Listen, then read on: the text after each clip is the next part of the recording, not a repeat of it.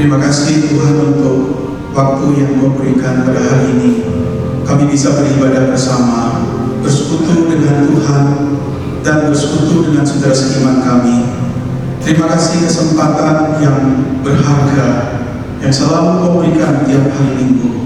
Kami bisa datang di hadapan Tuhan. Kami bisa memuji Tuhan, menaikkan doa, dan kami juga bisa mendengar apa yang Tuhan mau sampaikan kepada kami melalui firman-Mu. Tuhan, pagi ini kami mau mempersiapkan hati dan pikiran kami untuk sungguh mau mengerti apa yang Kau mau sampaikan kepada kami, dan kami menyadari kekurangan kelemahan kami untuk mengaplikasikan firman itu dalam hidup kami. Oleh sebab itu kami memohon sungguh Tuhan tolong kami untuk kami dimampukan mengaplikasikan firman itu secara nyata di dalam hidup sehari-hari kami. Biar firman-Mu sungguh-sungguh menjadi pelita bagi kaki kami dan terang bagi jalan kami, menuntun kami, memimpin kami untuk kami berjalan di dalam jalan yang Tuhan kehendaki untuk kami jalani. Tuhan berkati sebentar kami akan membaca merenungkan firman-Mu. Tolong hamba-Mu yang menguraikan firman, tolong setiap kami untuk kami bisa siap mendengar, mengerti yang disampaikan, dan dengan kekuatan pertolongan Tuhan kami dimampukan melakukan firman itu. Di dalam nama Tuhan Yesus kami naikkan doa kami. Amin. Selamat pagi saudara yang dikasihi oleh Tuhan. Masih belum terlambat bagi saya untuk mengucapkan selamat Hari Raya Imlek, ya. Kongsi-kongsi untuk saudara-saudara yang merayakan untuk Imlek pada tahun ini. Kiranya di tahun yang baru, ya, sungguh kita mengalami kebenaran bahwa kasih setia Tuhan itu tidak berkesudahan. Rahmat-Nya itu tidak pernah habis dan selalu baru tiap hari. Saudara yang dikasihi oleh Tuhan, firman Tuhan hari ini diberi judul The Jesus Way. Ya, The Jesus Way. Saudara, beberapa waktu yang lalu saya akses ke internet dan kemudian menemukan ada satu lagu Kristen berjudul sama dengan tema kita hari ini, yaitu The Jesus Way. Seorang penyanyi rohani dari Amerika Serikat, Phil Wickham, menyanyikan lagu ini, The Jesus Way. Setelah dia mengatakan bahwa lagu ini dia nyanyikan dengan satu pernyataan bahwa dia mau untuk menjalani hidupnya sedemikian rupa sehingga tindakannya itu selaras dengan cara atau dengan gaya hidup dari Yesus. Setelah di sepanjang lagu ini, Phil Wickham itu mengacu kepada ajaran Yesus. Khotbah di bukit di Matius 5 ayat yang ke-7. Saudara tahu kalau saudara membaca Matius 5 sampai 7, saudara tahu bagaimana Yesus menggambarkan bagaimana para muridnya, para pengikutnya itu harusnya hidup, dan model yang ditunjukkan oleh Yesus itu model yang kita sebut sebagai kontra budaya. Saudara, itu memberikan satu challenge pada banyak orang percaya sejak ribuan tahun yang lalu ketika pertama kali Yesus mengucapkan kalimat itu. Saya ambil contoh saudara di dalam bait yang pertama, saudara, dia mengatakan begini, jikalau engkau mengutuki aku akan memberkati engkau. Jikalau engkau melukai aku akan mengampuni. Dan jikalau engkau membenci, maka aku akan mengasihimu. Saudara, itu Jesus Way, gaya hidup, cara hidup dari Yesus yang si penyanyinya ingin untuk dia bisa ikuti di dalam kehidupannya. The Jesus Way. Saudara, sekarang ini banyak orang bicara memakai istilah the way, Toyota way, Bill Gates way, the Samsung way. Waktu Barack Obama jadi presiden Amerika Serikat, ada buku yang diberi judul Leadership, The Barack Obama Way. Saudara, kita tahu bahwa buku-buku itu bicara mengenai prinsip-prinsip, bicara cara kerja, cara hidup, sistem pemikiran, strategi yang dipakai oleh perusahaan tertentu atau figur tertentu yang membawa orang ini kepada, atau perusahaan ini kepada kesuksesan, keberhasilan. Saudara, ketika kita bicara the Jesus way, kita tentu bukan bertujuan untuk meraih kesuksesan duniawi, tetapi dengan satu tujuan supaya kita hidup efektif sebagai pengikut Kristus. Saudara, kalau Phil Wickham membuat lagunya itu berdasarkan Matius 5 sampai 7, hari ini kita akan belajar the Jesus way berdasarkan Filipi pasal 2 ayat 1 sampai ayat yang ke-11. Saya mengajak kita untuk membuka firman Tuhan ini dari Filipi pasal yang kedua, ayat yang pertama hingga ayat yang ke-12. Saya akan bacakan dari terjemahan baru edisi yang kedua. Filipi pasal yang kedua, ayat yang pertama sampai ayat yang ke-11. Jadi, karena dalam Kristus ada nasihat, ada penghiburan kasih, ada persekutuan roh, ada kasih mesra dan belas kasihan, sempurnakanlah sukacitaku dengan ini. Hendaklah kamu sehati sepikir, dalam satu kasih, satu jiwa, satu tujuan, tanpa mencari kepentingan sendiri atau pujian yang sia-sia. Sebaliknya, hendaklah dengan rendah hati yang seorang menganggap yang lain lebih utama daripada dirinya sendiri. Janganlah tiap-tiap orang hanya memperhatikan kepentingannya sendiri, tetapi kepentingan orang lain juga. Hendaklah kamu dalam hidupmu bersama menaruh pikiran dan perasaan yang terdapat juga dalam Kristus Yesus, yang walaupun dalam rupa Allah tidak menganggap kesetaraan dengan Allah itu sebagai milik yang harus dipertahankan, melainkan telah mengosongkan dirinya sendiri dan mengambil rupa seorang hamba dan menjadi sama dengan manusia. Dalam keadaan sebagai manusia, ia telah merendahkan dirinya dan taat sampai mati, bahkan sampai mati di kayu salib. Itulah sebabnya Allah sangat meninggikan dia dan mengaruniakan kepadanya nama di atas segala nama, supaya dalam nama Yesus bertekuk lutut segala yang di langit, di atas bumi, dan di bawah bumi, dan segala lidah mengaku Yesus Kristus adalah Tuhan bagi kemuliaan Allah Bapa. Saudara, Filipi 2, 1-11, kalau saya boleh bagi menjadi satu outline, kira-kira pembagiannya seperti ini. Ayat 1 sampai ayat 4 itu bicara bagaimana kehidupan bersama dalam satu komunitas. Paulus ingin jemaat Filipi itu bersatu, saling mengasihi, tidak mementingkan diri sendiri. Kemudian ayat 6 sampai 11 itu adalah deskripsi tentang Yesus, Allah yang berinkarnasi menjadi manusia. Saudara, yang menjembatani ayat 1 sampai 4 dan ayat 6 sampai 11 itu adalah ayat yang kelima, yang saya sebut sebagai ayat transisi. Mari kita perhatikan ayat transisi ini. Saudara, terjemahan Indonesia seperti ini. Hendaklah kamu dalam hidupmu bersama menaruh pikiran dan perasaan yang terdapat juga dalam Kristus Yesus. Saudara, Alkitab bahasa Indonesia masa kini menerjemahkan dengan lebih singkat. Hendaklah kalian berjiwa seperti Yesus Kristus. Saya ingin bandingkan saudara dengan dua terjemahan bahasa Inggris. New American Standard Bible menerjemahkan begini: punyailah attitude ini di dalam dirimu yang juga ada di dalam Kristus Yesus. NIV, New International Version, menerjemahkan begini: di dalam hubunganmu satu dengan yang lain, punyailah mindset yang sama seperti Kristus Yesus. Saudara, dikasih oleh Tuhan, di sini Paulus itu mengajarkan begini: biarlah pikiran atau mindset Yesus itu menjadi pikiran yang juga ada dalam dirimu. Taruh pikiran Kristus pada pikiranmu. Jadikan pikiran Kristus itu jadi pikiranmu. Saya senang dengan terjemahan NIV memakai kata mindset. Bukan sekedar mind, tetapi mindset.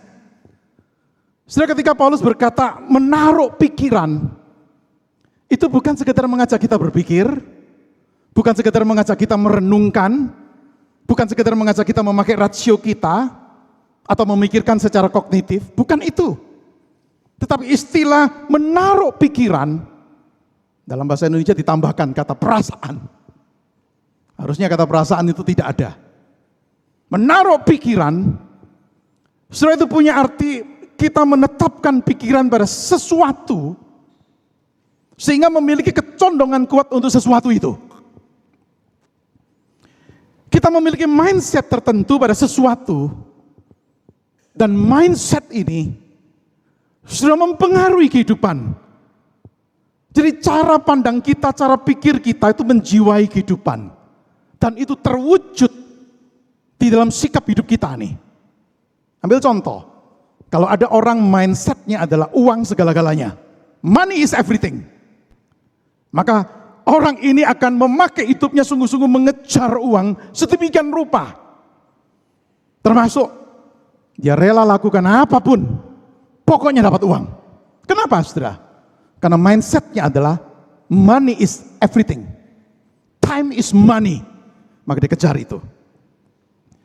Istilah yang mungkin sering kali kita pakai dalam bahasa sehari, dicuci otaknya. Kalau orang kita mengatakan, orang itu dicuci otaknya. Sudah berarti sesuatu yang mempengaruhi pemikirannya, mindsetnya, dan itu terwujud nyata di dalam hidupnya. Nah, Paulus minta pada jemaat Filipi, taruh ini loh, pikiran Kristus nih. Saudara, Paulus mengatakan, hendaklah kamu dalam hidupmu bersama. Paulus tidak bicara pengalaman pribadi individu. Tapi Paulus bicara relasi, kesatuan dalam gereja yang terwujud di dalam penerapan pola pikir Kristus. Paulus ingin komunitas jemaat di Filipi, dan saya percaya juga komunitas kita, menjadi komunitas yang mengingat Kristus. Jadi Paulus bukan hanya mendorong jemaat Filipi untuk meniru, meneladani Kristus, tetapi menanamkan mindset ini dalam pikiran mereka. Mengadopsi cara berpikir seperti itu. Perhatikan, saya menegaskan di sini Paulus bukan sekedar mengajak, ayo kita tiru Yesus, ayo kita teladani Yesus. Saudara, kalau cuma meniru, meneladani itu bisa bersifat sementara. Tapi Paulus minta apa? Tanamkan pikiran ini, mindset ini loh, attitude ini. His mindset is becoming your mindset. Saudara, ada seorang teman, dia suka melayani masuk ke daerah-daerah kumuh. Melayani anak-anak di daerah kumuh itu rajin sekali. Saudara, dia sungguh-sungguh melakukan pelayanan itu. Saudara, kenapa? Karena passion dan mindsetnya dia adalah, ini juga adalah anak-anak Tuhan yang perlu untuk dikasihi, yang butuh cinta Tuhan. Maka dia lakukan itu, sediakan waktu sungguh-sungguh untuk belusukan masuk ke daerah-daerah kumuh melayani mereka. Saudara, ada orang mencoba meniru dia, ikut belusukan, tapi cuma bertahan beberapa waktu, karena tidak tahan kesulitannya dan tantangannya. Saudara, kenapa? Apa yang membedakan? Bagi saya yang membedakan mindsetnya. Saudara, teman saya ini punya mindset luar biasa. Sungguh-sungguh itu menguasai hidupnya sehingga dia rela belusukan, rela untuk menghadapi kesulitan, tantangan. Kalau orang tidak punya mindset ini, cuma meniru, paling bertahan tidak lama. Saudara, inilah yang Paulus maksudkan ketika dia bicara tentang ayat 5 ini. Saudara, mari kita lihat beberapa pelajaran yang kita bisa dapatkan dari mindset Yesus. Ya, apa yang menurut Yesus itu penting sih? Apa yang menjadi prinsip yang dipegang teguh oleh dia? Tujuan apa yang Yesus mau capai ini? Ya, dan dasar apa dari pilihan-pilihan yang dia lakukan nih? Saya harap saudara, waktu kita merenungkan, mari kita tanya pada diri kita sendiri. Apakah ini sikap saya? Apakah ini pola pikir saya? Apakah ini cara hidup saya? Mari kita juga tanyakan, apakah ini pola pikir kita sebagai komunitas? Saudara, mari kita lihat beberapa hal dari mindset Yesus. Yang pertama, saudara, kita melihat mindset ketidakegoisan, selflessness dari Yesus Kristus. Kita melihat di ayat yang ke-6, ayat ke-7, yang walaupun dalam rupa Allah, tidak menganggap kesetaraan dengan Allah itu sebagai milik yang harus dipertahankan, melainkan telah mengosongkan dirinya sendiri. Saudara, milik yang harus dipertahankan. Ini milik yang terus dipegangi. Milik yang tidak mau dilepaskan. Ini milik yang berharga dan bisa dipakai untuk keuntungan diri sendiri.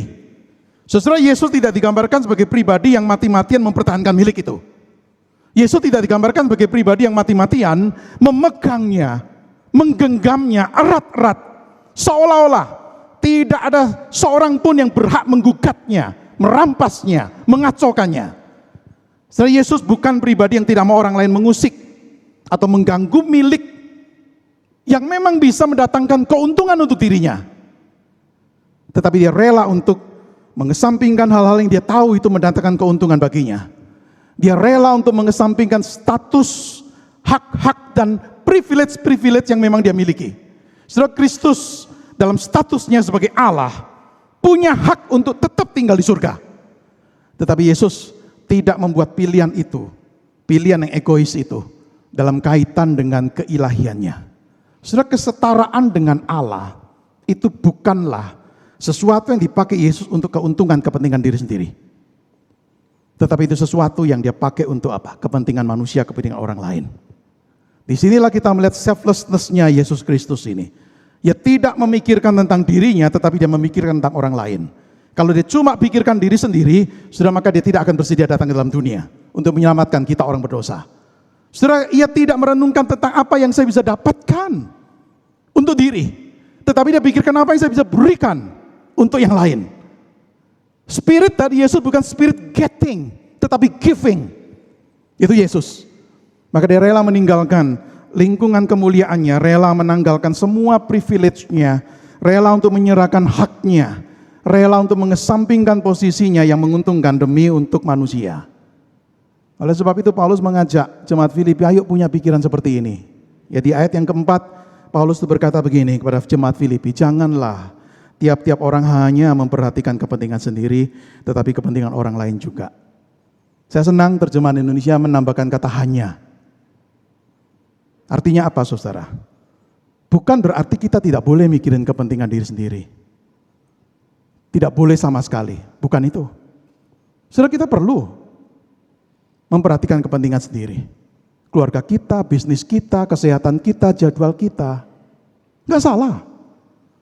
Tetapi yang dimaksudkan oleh Paulus di sini adalah mengingatkan kita, apakah hidup ini yang kita jalani isinya cuma hanya memperhatikan kepentingan sendiri?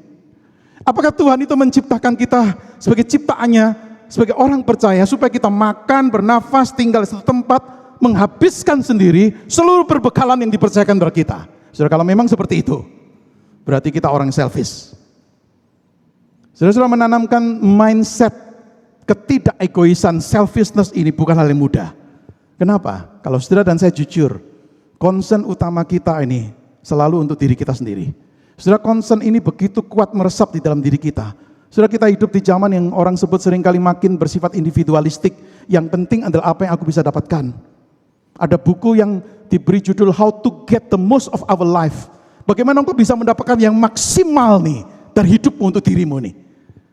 Saudara, sikap atau mindset Yesus kontras dengan kecenderungan manusia pada umumnya yang seringkali sangat egois, selfish. Budaya kita sangat mengagungkan kekayaan, glamor, kesuksesan, kekuasaan, prestise. Berbagai jalan mungkin akan dilakukan oleh orang-orang untuk meraih hal-hal itu untuk diri sendiri. Apapun yang akan mendatangkan hal-hal itu dianggap baik, sekalipun mungkin untuk itu harus menyikut orang lain, menyingkirkan orang lain, menginjak orang lain. Selain dunia kita. Sikap atau mindset Yesus ini kontras dengan kecenderungan manusia pada umumnya. Kalau dia punya jabatan, posisi, kuasa istimewa, maka dia pakai untuk keuntungan diri sendiri. Yesus setara dengan Allah. Tapi dia tidak pakai untuk kepentingan diri sendiri.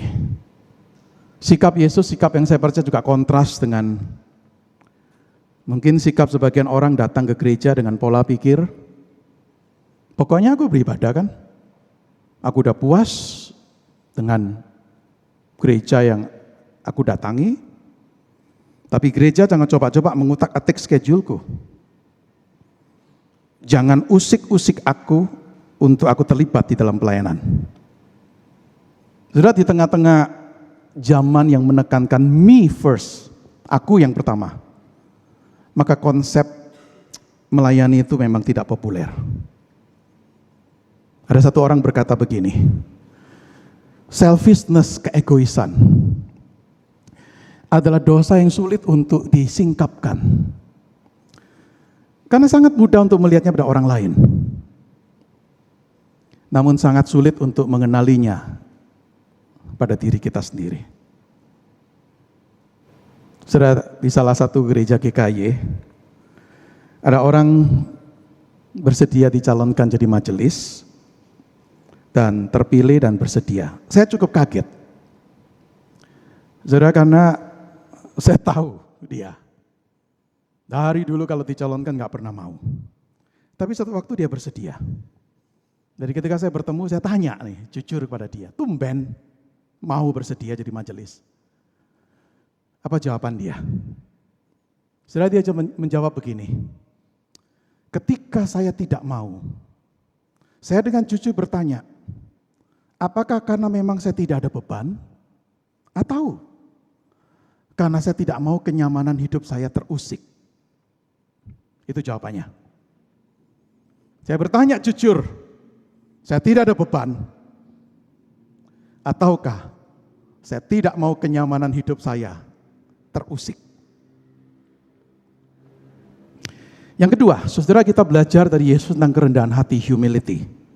Saudara, istilah yang dipakai di sana adalah mengosongkan dirinya. NIV menerjemahkan, He made himself nothing. Ia menjadikan dirinya sebenarnya tidak ada apa-apanya nih. Saudara, bukan berarti kalimat ini Yesus berhenti jadi Allah waktu datang dalam dunia. Ada orang mengartikan seperti itu, tapi itu salah. Yesus bukan kemudian menanggalkan atribut sebagai Allah. Bukan. Yesus bukan menukar keilahiannya dengan kemanusiaannya. Bukan. Tetapi Yesus itu rela untuk mengesampingkan hak-hak prerogatifnya sebagai Allah untuk menanggung keterbatasan sebagai manusia. Dia mau menambahkan pada pribadinya sifat manusia tanpa melepaskan atribut ilahinya. Setelah dengan kata lain kita bisa berkata begini, ini adalah tindakan penyangkalan diri dari anak Allah yang secara sukarela memilih untuk tidak menjalankan semua haknya sebagai Allah selama masa hidupnya di dunia ini.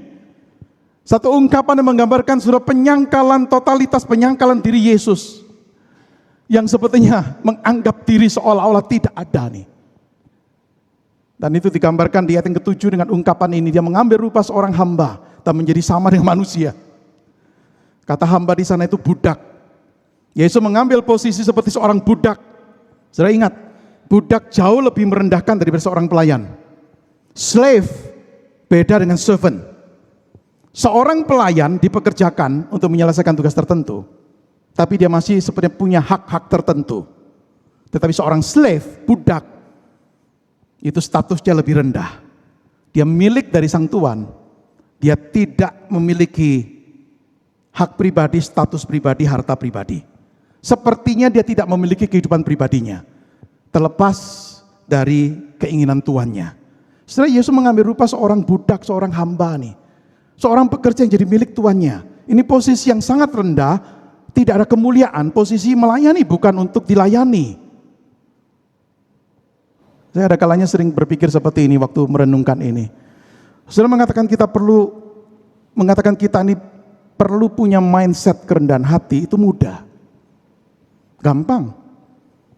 Bahkan kita mungkin berani mengatakan, oh saya itu rendah hati. Mungkin ada yang berani mengaku seperti itu. Tetapi saudara, ujian untuk betul-betul kita rendah hati atau tidak. Kalau kita benar-benar diperlakukan seperti seorang hamba. Ini ujiannya. Saudara, bagaimana ketika kita melayani ini? Kita sepertinya disuruh-suruh, diperintah, tidak diapresiasi, bahkan mungkin dimarahi. Apakah kita tetap melayani? Menjadi sama dengan manusia. Yesus ketika jadi manusia secara sepenuhnya, dia tidak mengambil jalan menjadi manusia yang memiliki kedudukan atau kekuasaan yang dihormati manusia. Tetapi dia menjadi manusia yang sederhana dari keluarga sederhana, hidup dengan status sosial yang sederhana, yang rendah. Orang-orang melihat dia, melihat orang biasa, manusia biasa. Alkitab terjemahan King James Version menerjemahkan ia mengosongkan dirinya dengan terjemahan begini, He made himself of no reputation. Dia menjadikan dirinya tidak punya reputasi. Dia bukan datang untuk mendapatkan kekuasaan, pujian, jabatan, reputasi. Dia merendahkan dirinya. Ayat 8. Ingat, saudara, bukan orang lain merendahkan dia, tetapi dia merendahkan dirinya. Kristus secara aktif merendahkan dirinya, bukan dia direndahkan. Di dalam setiap kehinaan yang harus ditanggungnya, dia bersedia, saudara, untuk menanggung kehinaan itu. Di setiap tingkat humiliation, kehinaan itu. Saudara, kerendahan hatinya itu adalah perbuatannya sendiri. Maka Paulus berkata pada jemaat Filipi, kalau engkau lihat Yesus seperti ini, Paulus berkata pada jemaat Filipi di ayat 3, tanpa cari kepentingan sendiri atau pujian yang sia-sia. Sebaliknya hendaklah dengan rendah hati yang seorang menganggap yang lain lebih utama dari dirinya. Saudara, mindset kedua berhubungan erat dengan mindset pertama. Orang tidak mungkin memiliki selflessness kalau dia tidak memiliki humility. Kerendahan hati itu berarti seperti kita rela memikirkan orang lain melampaui diri kita. Bahkan kita itu bisa menghargai orang lain melampaui diri kita. Saudara, tidak mudah loh. Di satu gereja ada seorang majelis terpilih. Lalu tiba-tiba dia mengajukan surat pengunduran diri. Mundur. Saudara, bukan hanya mundur, dia pindah gereja. Saudara, selidik punya selidik, ditanya kenapa mundur dan bahkan kemudian marah dan pindah gereja. Sudah selidik punya selidik, ternyata kemudian akhirnya ketahuan. Dia marah. Karena apa? Pada waktu penempatan jabatan di kemajelisan itu, dia ditempatkan dalam posisi yang dianggap rendah posisi ini. Aku harusnya bukan di posisi ini. Aku harusnya di posisi yang lebih baik dari ini. Jadi dia merasa tersinggung, merasa kurang dihargai. Karena dia merasa dirinya, aku layak, aku baik, lebih baik dari yang lain. Kenapa posisi kemajelisannya adalah seperti ini? Sudah terkadang alasan kita memprioritaskan diri atau meninggikan diri dan agenda kita, ada karena kita berpikir, kita lebih berharga daripada mereka. Kerendahan hati seorang pelayan bagi saya akan terlihat ketika dia mau melayani bukan berdasarkan besar kecilnya jenis pelayanan. Bukan berdasarkan rendah tingginya posisi pelayanan. Bukan ada tidaknya jabatan pelayanan. Bukan juga ada tidaknya pujian manusia. Saya betul-betul mau melayani kenapa? Karena saya hamba. Hamba yang ditugaskan untuk melayani orang lain. Saudara, bagi saya pelayanan yang sejati itu tidak seharusnya membedakan pelayanan kecil dari pelayanan besar. Dia menyambut semua kesempatan yang diberikan tanpa pandang bulu. Tidak mudah. Satu kalimat yang saya baca dari sebuah buku, kalimatnya berbunyi seperti ini. Kerendahan hati itu, kalau saya terjemahkan bebas ya. Kerendahan itu tuh bukan berpikir lebih rendah tentang diri sendiri. Tapi kerendahan hati itu hanya berpikir lebih sedikit tentang diri sendiri. Kerendahan hati itu bukan melihat, memandang dirimu kurang. Tetapi engkau kurang berpikir tentang dirimu. Itu humility. Humility is not thinking less of yourself. It's simply thinking of yourself less. Ketiga, kita lihat mindset ketaatan, obedient. Dalam keadaan sebagai manusia, ia telah merendahkan dirinya dan saat sampai mati, bahkan sampai mati di kayu salib. Setelah ketika Yesus datang ke dunia, dia tahu hidupnya akan berakhir dengan kematian yang hina. Yesus tidak akan mati tenang saat tidur. Sebaliknya dia akan mengalami kematian yang paling buruk. Dari semua kematian yang ada pada zaman itu, saudara, kematian melalui penyalipan itu adalah sangat menyiksa, dan itu paling mengerikan, dan itu kematian yang dianggap paling merendahkan. Orang Roma sendiri tidak akan menjatuhkan penyalipan itu untuk warga negara Roma. Inilah kematian yang diperuntukkan bagi penjahat yang terburuk. Mendapatkan perlakuan yang begitu kejam. Dan itu dialami Yesus. Maka saudara, ketika Yesus ada di Taman Getsemani, kita tahu. Dia bukan bergembira, senang. Tapi dia bergumul kan. Kitab Injil mencatat dia sangat gentar. Dia berkata pada para muridnya, hatiku sangat sedih, seperti mau mati rasanya. Dikatakan seorang malaikat datang memberi kekuatan padanya. Dia berdoa sungguh-sungguh sampai digambarkan peluhnya seperti titik-titik darah yang bertetesan ke tanah. Yesus sampai berdoa berkata begini, ya Bapak, jikalau memungkinkan, ambil cawan ini daripadaku. Kalau boleh jangan lewati jalan ini. Tapi tetap dia harus lewati jalan itu. Dan dia bersedia. Sudah, bagi orang-orang non-Yahudi, penyalipan itu berarti apa? Engkau orang yang sama sekali gak berdaya dan buruk. Bagi orang Yahudi, penyaliban itu adalah engkau orang dikutuk Tuhan. Jadi saudara, baik orang Yahudi maupun orang non-Yahudi melihat salib tidak pernah positif. Yang satu menganggap engkau hina, engkau nggak mampu, engkau tidak kompeten, engkau tidak berdaya. Yang satu menganggap apa? Engkau dikutuk Tuhan. Saudara, Yesus menanggung semua itu.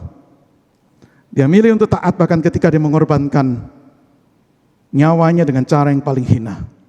Maka ketaatan Yesus itu voluntary obedience, bukan ketaatan yang dipaksakan. Mengatakan kita memiliki ketaatan itu mudah. Yang tidak mudah adalah membuktikan ketaatan. Waktu ada harga atau pengorbanan yang dituntut. Banyak orang mungkin bersedia melayani jikalau tidak ada biaya atau harga yang harus dikeluarkan. Namun jikalau harga atau biaya yang mahal, mereka bisa kehilangan minat melayani. Mari kita tanya pada diri kita sendiri, saudara, relakah kita demi pekerjaan Tuhan, demi kemuliaan Tuhan, mengorbankan atau mengecampingkan hak-hak kita? Baik itu pengorbanan tenaga, mungkin waktu, mungkin uang, perasaan, kesenangan, dan sebagainya. Saudara, tadi mindset pertama berhubungan dengan mindset kedua. Selflessness berkaitan dengan humility. Dan sekarang kita melihat mindset kedua ini berhubungan dengan mindset ketiga. Humility itu fondasi ketaatan. Jikalau orang hidupnya penuh kesombongan, dirinya cuma penuh pikiran tentang diri sendiri, dia nggak akan taat. Dia nggak akan taat. Saudara, kenapa Yesus itu rela taat dan rela berkorban? Karena memang dia tidak cari apa-apa untuk kepentingannya, termasuk dalam pengorbanan. Dia berkorban bukan dengan tujuan untuk mendapatkan sesuatu untuk kepentingan diri. Dia berkorban bukan dengan tujuan supaya dapat nama atau pujian sehingga bisa membanggakan diri. Tetapi dia berkorban murni untuk berkat bagi manusia. Maka dia rela lepaskan hak itu, kemuliaan itu, demi mentaati kehendak Allah. Saudara, bagi saya seorang pelayan yang sejati dengan mindset Kristus tidak akan memakai Allah untuk mencapai tujuannya. Tetapi dia akan membiarkan Allah untuk memakainya untuk tujuannya. Itu seorang pelayan yang sejati. Saudara, tema besar dari GKI BSD itu ada Christ likeness. Hari ini kita cuma belajar satu bagian dari payung besar Christ likeness nih. Menjadi serupa seperti Kristus nih. The Jesus way.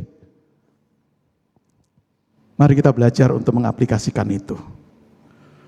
Saya ingin mengakhiri dengan satu kutipan dari Rick Warren.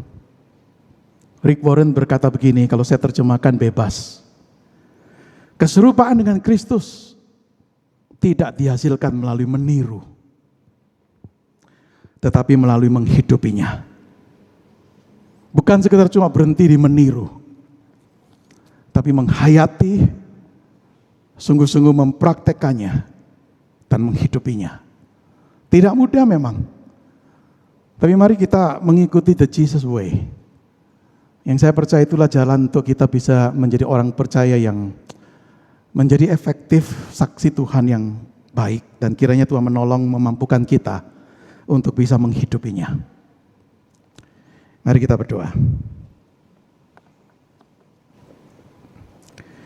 Tuhan, terima kasih hari ini kami boleh merenungkan bagian dari Filipi pasal 2 ayat 1 sampai 11. Terima kasih kami dibawa dalam satu pemahaman the Jesus way. Salah satu bagian yang bicara mengenai inilah prinsip, inilah cara hidup, gaya hidup, inilah pola pikir Kristus.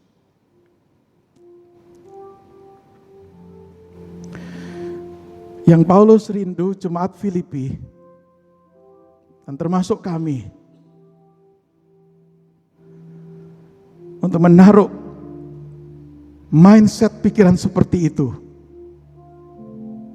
di dalam hidup kami. Kami tahu tidak mudah Tuhan. mindset ketidakegoisan, mindset kerendahan hati, mindset ketaatan sekalipun ada pengorbanan. Tapi kami mau Tuhan untuk dimampukan mengikuti the Jesus way. Karena itulah kunci untuk kami bisa mengalami hidup yang efektif di dalam Tuhan. Tuhan, kami menyadari kekurangan, kelemahan kami, ketidakmampuan kami. Maka kami terus-menerus mau datang kepada Tuhan, meminta, Tuhan mampukan kami, tolong kami, kuatkan kami. Biar Roh-Mu terus bekerja membentuk kami untuk bisa hidup dan menghidupi the Jesus way. Ini satu perjuangan yang kami tahu seumur hidup kami, Tuhan. Dan beri kepada kami tekad untuk kami menjalani seumur hidup kami. Berkati firman-Mu untuk boleh menjadi pedoman untuk hidup iman kami sebagai orang-orang yang diselamatkan di dalam Kristus. Orang-orang yang memiliki pengharapan di dalam Kristus. Terima kasih Tuhan. Di dalam nama Tuhan Yesus kami naikkan doa kami. Amin.